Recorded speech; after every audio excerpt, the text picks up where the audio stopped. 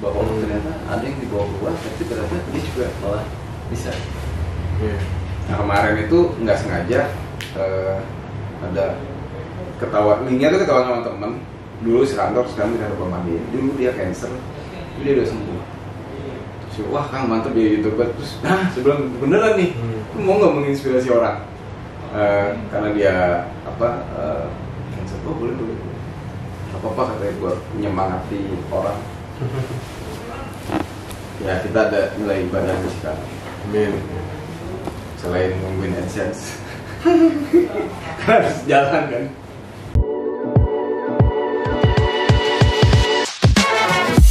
Assalamualaikum warahmatullahi wabarakatuh. Selamat datang di catatan harian Denny. Kali ini kita akan ngobrol langsung teman-teman sama Kang Andre. Kang Andre ini saya gue lah ya. Kenalnya tuh mungkin baru seminggu yang lalu diinfoin sama temen. Ini nih mau nggak nih ada bagus katanya Kang Andre ini bisa menginspirasi orang. Karena dia nanya lu pernah nakal seberapa? Saya bilang gua gini lu mah kalah katanya gitu. Tapi sekarang tuh berubah banyak banget lah gitu. Makanya waktu kemarin pulang kantor kan langsung melipir ke sini gitu. Cuma karena waktunya pendek, jadi cuma ngobrol sebentar. Kang Andre mungkin boleh perkenalan diri dulu. Kang Andre ini sekarang ngejalanin kehidupan sehari-hari sebagai apa dan mungkin dulunya sebagai apa. Dari situ dulu kita ngobrolnya ya. Oke. Perkenalan ya, nama Andre sama gitu. Nama Andre Ya. Umur gak usah disebutin, memang udah tua banget ya. Boleh sebutin aja. Sebutin aja. Kerja sekarang ya bantuin teman-teman lah. Lebih banyak kebantuin jadi supporting team. Kebetulan teman-teman Malaya lagi banyak project ya. Malaya itu apa? Dia bergerak di digital marketing, namanya Mapping ya, Malaya Digital Marketing. Terus ada di Malaya Event, terus juga ada di F&B-nya namanya Pentas Kopi. Ya, terus juga ada teknologinya namanya Tranindo. Terus ada agro teknologi namanya Ceritech. Wah luar biasa banyak banget. Ini kurang lebih berapa lama Kang itu apa? Kalau dalam pembentukan legalnya Malaya 27 Juli pada zaman Covid kemarin.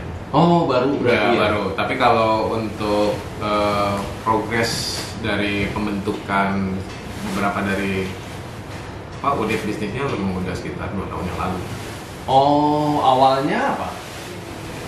Awalnya kita semua masih dalam sendiri lah ya, maksudnya ada Kang Nopik, ada Kang Rizky, ada yang ada, jadi teman-teman lah, ada Om Teko, ada Mas Firman, ada Kang Fitra, sendiri-sendiri. Terus kita Fitra apa nih? Siapa tuh Fitra Eri? Bukan ya? Bukan. Oh bukan ya? Fitra Ali Akbar. Oh Fitra Ali Akbar. Dibuat 2 tahun lalu. Nah kalau saya mau nyinggung ini pekerjaan yang lama itu apaan sih? Kalau boleh dibilang 35 tahun hidup malam.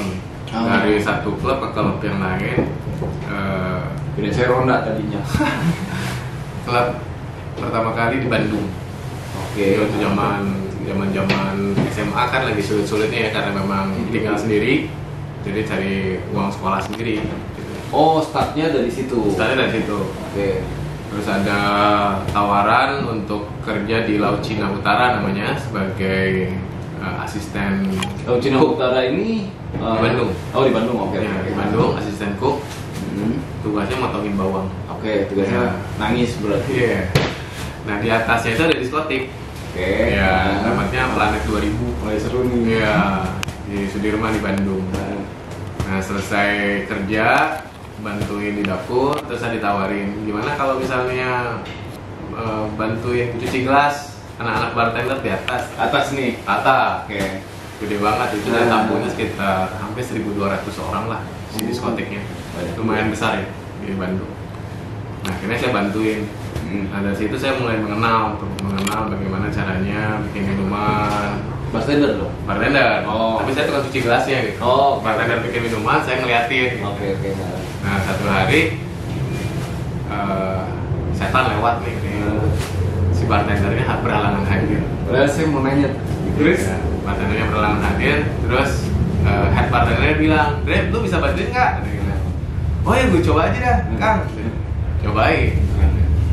Karena memang latihan terus kan, bangga gitu, ngeliat bartender bisa main botol, bisa bikin minuman, koktail gitu.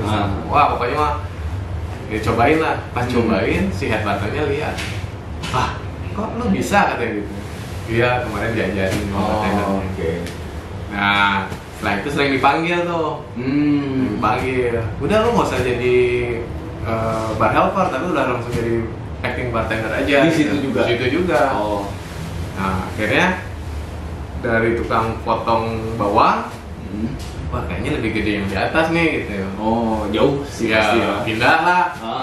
Jauh kalau dari tip ada segala macam kan, tuh cewek banyak. Wih, ini nih yang seru nih. Iya. Mulai seru. Nah, dari situ mulai meningkat. Server ada yang kosong, kebetulan lagi day off, pindah jadi waiter, bantuin waiter. Oh. Nah, Server tuh yang melayani, yang bawa minuman. Oh, server itu Ya. saya server IT, saya bingung. Bukan. Nah, dari situ udah mulai tuh, berarti udah bisa jadi server, udah bisa jadi bartender kan. Wah, lengkap juga nih. Ada lowongan kerjaan namanya Polo Diskotik dulu di BRI Tower di Bandung. Oh. Saya ngelamar sana, masuk jadi waiter dulu.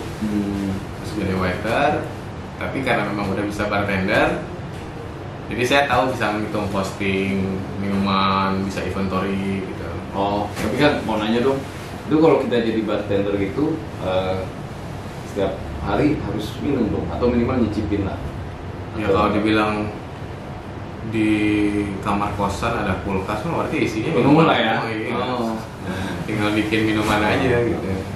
Ya karena memang nyentuh tiap hari, terus nawarin orang minum alkohol tiap hari, ya berarti memang kita juga sebenarnya peminum. Jadi bullshit lah, bohong lah kalau misalnya oh tapi gua nggak minum, ya sama aja itu mah. Gitu. Ya dulu karena memang gairah muda, masih muda, jadi kita masih belum tahu. Itu Kan? lebih tepatnya usia berapa sih? Hampir ya sekitar 19 tahun. 19 tahun. Udah mulai kerja. Oh, oke. Udah tahu. Nah, itu sambil kuliah. Sambil kuliah. Oh. Sambil kuliah. Ya. Terus kan tadi Ya akhirnya ya kerja terus aja di lingkungan malam. Dari bartender, server ke bartender, terus naik jadi operational manager, supervisor, operational manager, terus jadi GM, terus ya pernah bikin sendiri, gitu. Ya bikin kafe sendiri, bikin bar sendiri. Oh. Ya. Terus wah nggak ada tantangan lagi nih bikin dangdutan. Oh. Mulai tahu yang namanya nyawer kayak gimana. Oh, tapi kayak gimana. itu bukan di tempat sendiri. Kalau untuk dangdutan kita bikin sendiri. Oh, oke. Ya, jadi di daerah Soekarno Hatta itu dekat dengan kompleks Cibaduyut. Terus Nah, ini mungkin kenal nih. Cigondewa. Gitu. Banyak pelanggan. Kalau biasanya saya nggak muncul sih. Oh, di belakang layar ya. Belakang layar. Jadi saya bikinin teman-teman yang satu kuliahan yang kurang biaya dari kampungnya masing-masing saya kumpulin. Oh. Kita training, terus mereka akhirnya bisa ngerunning operasional di namanya Kampung Dangdut tuh. Kampung Dangdut. Soekarno Hatta ya. Nah itu yang terjadi. Oh, terus Ya. pindah ke Jakarta enggak? Nah, kalau Jakarta setiap kali ada event internasional kayak Jakarta Movement, ya, Rhythm United, kalau zaman-zaman dulu ya, zaman mungkin belum Party Wars kalau dulu. Ya kita sering bantuin. Oke. Itu belajar festival di sana. Oh. Nah itu belajar festival itu gurunya ada almarhum Mbak Rini, ada Mas Leo, ada teman-teman Novel, Bogi, ya, terus Anton, Future Ten, Ervan juga dari Heroes Production, Iwan Sidring, DJ Stadium. Di absen satu-satu. Banyak banget pokoknya ya. Ya itu teman-teman lah semua, teman-teman semua, para sesepuh, para guru semua. Nah akhirnya ya itu di Bandung kita bikin satu IO namanya Chlorophyll Dance Community. Chlorophyll Dance Community. Anggotanya kira-kira sekitar hampir bilang 2.500 orang. Jadi kalau kita Ini membernya maksudnya ya? Ya kalau kita bikin event dia ngikut. Oh, jadi pokoknya udah punya masalah ya? Ya, Oke. membentuk. Jadi ya perkumpulan itu digawangi oleh anak-anak perantauan, ada yang dari Padang, ada yang dari Lombok, ada yang dari Wonosobo, ada yang dari Kalimantan, ya anak-anak Palembang, ya yang mengkomandoi saya. Oh, luar biasa. Nah, akhirnya dari kita bikin IO, terus kita merambah ke narkoba, jualan ekstasi apa segala macam, pernah kita lakuin. Tapi nggak ketangkep kan? Tapi itu dulu lah ya, ini dulu. Mungkin karena Allah masih sayang sama saya, jadi saya selalu berhenti pada saat yang tepat. Selalu remnya tuh selalu ngepas ya. Ya, si izin Allah. Si izin Allah. Kalau bukan seperti itu, kayaknya saya juga udah bablas guys. Sebut jualan dan lain-lain, laku. Terus habis itu semakin besar dong ya? Oh iya, semakin besar, terus kerja di embassy, Opco Group, terus Score. Sebagai apa nih? Saya kebanyakan sebagai brand manager, marketing manager, operational manager. Pokoknya duit gampang, barang gampang, Ya, cewek juga gampang. wah, Itu udah nikah belum? banyak. Itu saya belum nikah. Oh, belum nikah. Belum nikah. Justru nanti genting-gentingnya pas udah nikah baru menyadari itu semua. Ya, sempat diberi kesempatan juga untuk kapal pesiar, kerja sebagai bartender. Oh, berarti keluar dulu nih. Masuk hotel dulu. Oh, oke. Masuk hotel, pengen ngerasain bosen nih kerja di klub malam gitu ya. Akhirnya kerja di hotel. Kerja di hotel juga bosan. Ya sama aja ternyata. Nah, akhirnya saya ketemu dengan Navy Amerika. Terus dia nawarin mau nggak kerja di kapal gitu. Navy, maksudnya tentara? Tetap. Oh, oke. Oh mau dong. Gitu. Terus dia kasih link, kita hubungin. Terus harus ngurusi main apa segala macam, kita kali bata. Akhirnya diurusin berangkat. Ya kurang lebih 2 tahun lah. Gitu. Oh, di kapalnya Allen Breeze namanya. Oh, oke. Allen Breeze, Joy di Napoli. Itu tuh maksudnya kapal khusus yang isinya kapal. Kalau dulu pernah nonton film Lobut nggak? Belum kayaknya. Yang ya udah berumur, dia pengen mengenang masa nostalgia masa mudanya nih, dia pergi pakai kapal pesiar. Oh, Allen Breeze itu kapalnya seperti itu. Oke. Ya singkat cerita itu udah selesai lah ya. Nah, Terus pulang lagi ke Indonesia, ada beberapa tempat yang kita touching, konsultannya dari Medan sampai ke Kalimantan. Ini belum nikah lah ya? Belum. Masih panjang ceritanya. Panjang.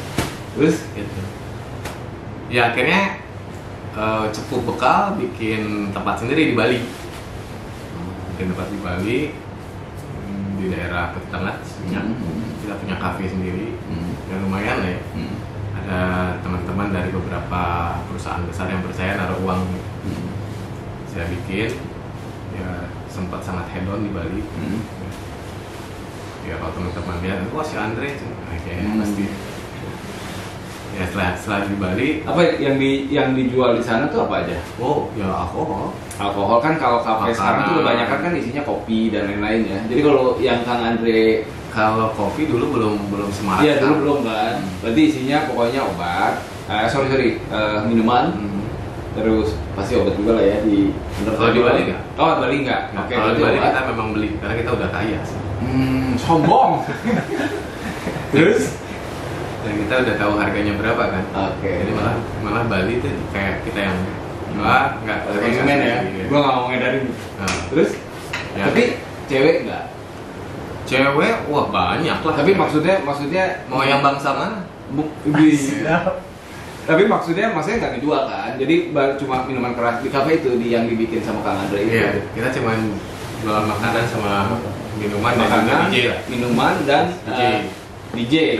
Oke. Terus?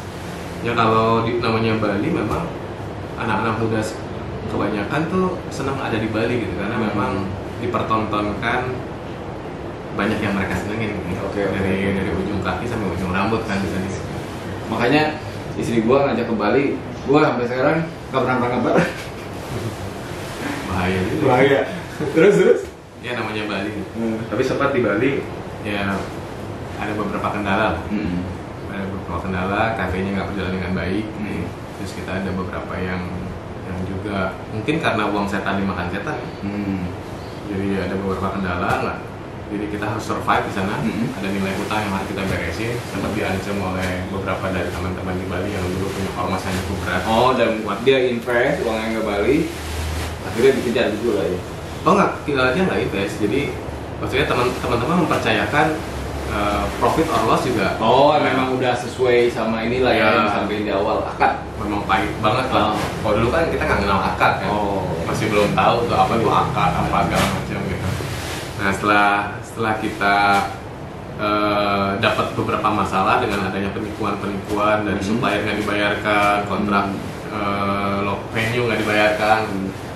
Jadi totalnya saya punya hutang kita 1,8 miliar. 1,8 miliar. Ya. Gede dong. 1,8 miliar itu yang pribadi nih, hutang pribadi berarti masuknya ya. Hutang ya, karena penanggung jawab kan. Betul pribadi. Nah, itu yang harus kita bayarkan ke pemilik rumah, ke para supplier gitu. Karena memang selama ini kita bayarkan itu uangnya tidak dibayarkan sama teman kita ini gitu. Oke. Nah, akhirnya ada teman saya satu orang yang dulu pernah kerja bareng, dia DJ, namanya si Pulan lah. Dia bawa satu temannya ke tempat saya. Kita ngobrol biasa-biasa, ngobrol ketawaan gitu, minum bareng, party bareng. Nah, terus dia menawarkan mau masuk ke kafe saya. Saya bilang jangan, saya rugi. Lagi rugi saya 1,8 gitu ya, lagi nol. Tapi saya senang dengan tempat kamu gitu. Ya, tapi nyatanya memang lagi rugi, kita bilang gitu. Gak apa-apa. Nah, akhirnya pokoknya besok asisten pribadi saya datang, namanya R gitu ya. Nanti saya suruh hitung-hitungan lah sama lu bro. Ya udah deh, besok benar-benar datang, hitung-hitungan, lulusannya langsung kasih 1,8 miliar. Jadi utang semua terbayarkan. Wah, siapa nih? Lancar lagi. Mantap ini kan gitu. Nah, karena memang utangnya sudah dibayarkan ke 8, kita kan jadinya nganggapnya dia wah ini dewa penolong. Nah, setelah kita gimana nih? Mau kita perbaikin dulu kafenya, kita jalan kan? Ada gitu. Oh ya udah, ayo. Gue bilang gitu. Terus kita perbaikin. Kita mau running lagi. Setelah 1 minggu dia bilang sebenarnya gue punya rencana untuk lu bro, kayak gitu. Oh, rencana apaan? Gue mau bikin tempat satu di Jakarta. Nah, tempat apa? Ya sama lah seperti ini.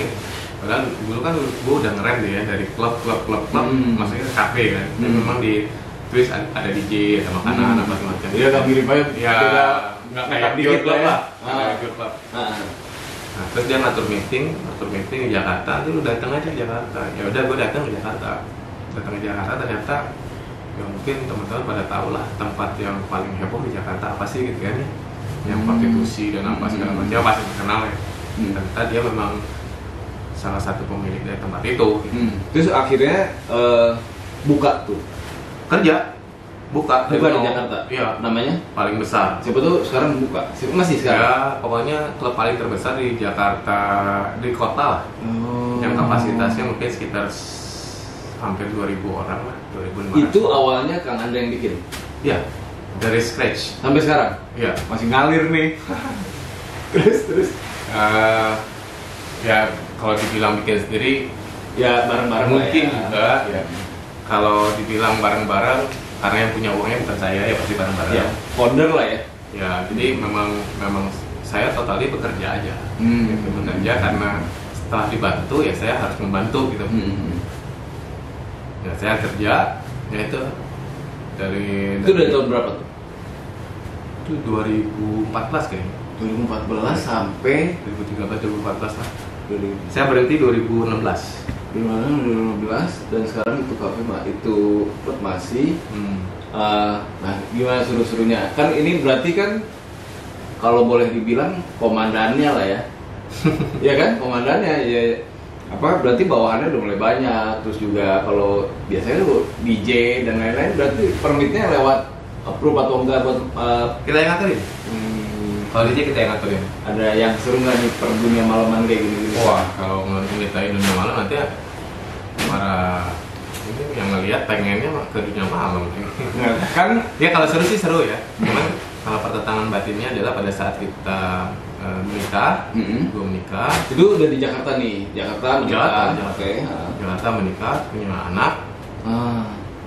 Pertanyaan anak itu adalah cowok cewek. pertanyaannya adalah bapak kerja di mana, atau papa kerja di mana, atau ayah kerja di mana, atau abah kerja di mana, gitu ya. Nah dari poin dari situ tuh sebenarnya yang akhirnya membutuhkan jawaban, apa sih kerjaan gue yang gue bisa kasih kebanggaan untuk anak gue gitu. Nah itu mulai tuh ada bibit-bibit, wah kayaknya pertentangan batin gitu ya. Kayaknya ini harus sudah mulai belok kemana nih gitu.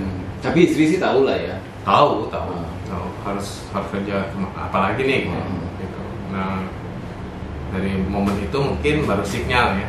Perasaan kan biasanya kita tuh dari feeling kan, Allah tuh kasih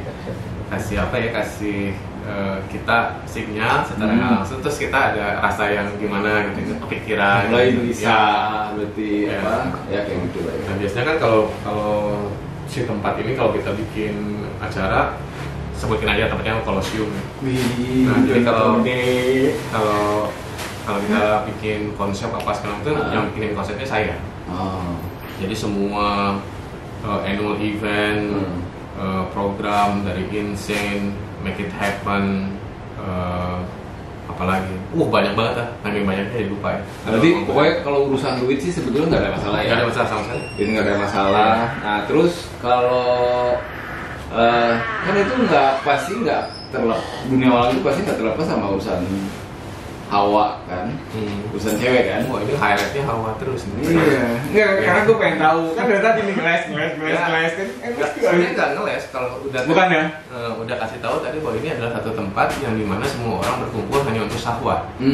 Dan tempat itu terkenal banget gitu di. Iya. Nggak hanya penikmat, pejabat pun banyak. Oh gitu. Ini sebetulnya sih nanya tuh karena ini kan. Jadi nanya itu sebagai barometer. Contoh nih ya, kayak saya mungkin alim enggak, terus mungkin agak nakal nih. Terus ngeliat Kang Andre nih, dari yang umpamanya kenakalannya let's say kalau di skala 10 gitu, dari 10 terus bisa berubah jadi jauh lebih baik, angkanya 8. Nah, kalau saya nakalnya cuma 4 atau 5, berarti punya kesempatan yang lebih. Jadi makanya saya nanya agak detail nih, perempuan dan lain-lain gitu sih. Jadi sebetulnya sih bukan. Ya sebenarnya banyak lah skala yang lebih tinggi, yang kenakalannya lebih tinggi, terus ternyata mereka bisa cepat mendapatkan hidayah dan menemukan jalannya gitu ya. Itu banyak banget lah. Jadi perjalanan saya berhenti dari hiburan malam pun ternyata memang kehendak Allah lah ya. Dan itu memang ada ikhtiar sebenarnya. Termasuk setelah nikah pun ya yang macam-macam itu obat, minum kayak gitu masih jalan. Total berhenti. Setelah nikah? Ya, setelah nikah berhenti karena itu ada pertanyaan dari ya. Tapi sebelum itu berarti kan ya duit pasti gampang banget lah. Karena sama cewek juga pasti juga nggak perlu ganteng-ganteng banget juga, tinggal milihnya nggak sih? Iya. Gitu. Pernah nggak sih ada lagi kalau boleh dibilang kan puncak gitu, minta ini bisa dapet, minta ini gampang, pengen minum mau yang mahal mau yang murah juga gampang. Mungkin cewek dulu tinggal milih juga kali ya. Ya karena memang lokasinya, masa milih pun nggak datengin. Kalau kita memang punya uang, punya jabatan, kita nggak usah milih, yang didatengin. Tapi ada titik jenuh atau kan itu semuanya yang enak-enak tuh yang gue sebutin itu kan. Ada titik jenuh atau capek nggak sih? Dulu mulai waktu udah mulai mau berubah haluan gitu. Sebelum ada pertanyaan dari anak. Ya sebenarnya kan signal awalnya adalah pertanyaan dari anak. Pertanyaan dari anak kan dari mana, terus nggak bisa dijawab kan. Terus mulai ngerasa bahwa apa nih yang harus dikerjakan, jangan sampai anak malah meniru apa yang kita lakukan gitu kan. Nah setiap kali mau bikin konsep saya tuh buka YouTube tuh, lalu barometernya lihat event-event kelasnya dunia, klub-klub kelasnya dunia. Jadi kalau kita lihat ini lagi heboh DJ-nya siapa, mainnya di klub apa, misalnya barometernya adalah Ibiza gitu ya. Saya kebetulan pernah ke Ibiza selama 6 bulan di sana. Terus kita belajar di sana ya itu kita terus carinya searchingnya dari YouTube dulu. Nah pada saat YouTube, lalu ada pilihan kan, di samping kanan ada pilihan kan, Ahmed Didat. Siapa nih Ahmed Didat? Pakai hitam, janggotan, pakai jas gitu. Debate with Pastor Stanley. wah apa nih? Tapi nggak, ya pertama nggak tertarik. Tadinya ke lagi, break, tutup, makan, balik lagi buka, searching lagi, YouTube lagi, tampil lagi Ahmed Didat. Siapa yang Ahmed Didat? Langsung diklik, muncul. Ternyata seorang ulama besar dari Afrika yang dia paham tentang keagamaan, seluruh agama, lagi debat sama salah satu pastor dari berbagai macam negara ya. Salah satu pastor dari pastor Stanley itu dari Amerika. Dan dari situ saya dengerin gitu. Lama-lama dengan gaya bicara dia, wah menarik nih gitu. Menarik. Padahal awalnya nyari itu ya, searching buat itu ya. Iya, kita searching buat DJ, buat event, buat konsep segala macam penuh dengan, ya boleh dibilang kita jinak mata lah. Ya. Ada beberapa pertunjukan yang benar-benar minim banget, ada pakai tanggal. Nah akhirnya waktu berlalu dari pertama sampai akhir itu yang ngeliatinnya Ahmed Didat. Akhirnya kepatok tuh beberapa apa yang dia omongin gitu ya, tentang ketuhanan, tentang kehidupan, terus tentang bagaimana caranya menjaga jinah mata, terus bagaimana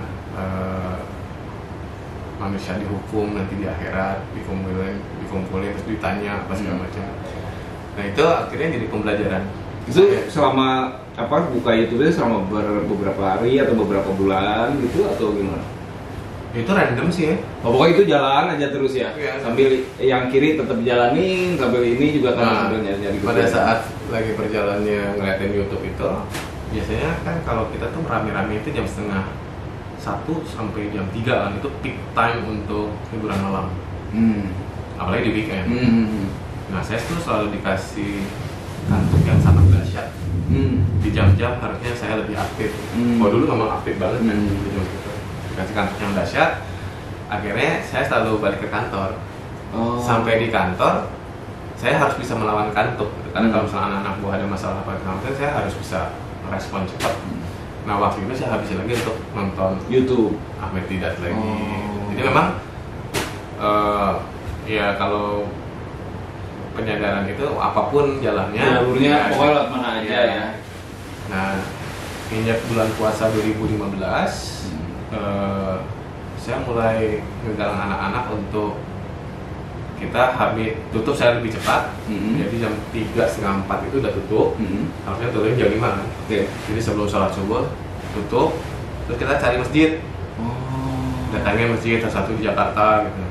Dari masjid. Ini anak-anaknya maksudnya anak buah nih? Bartender, server.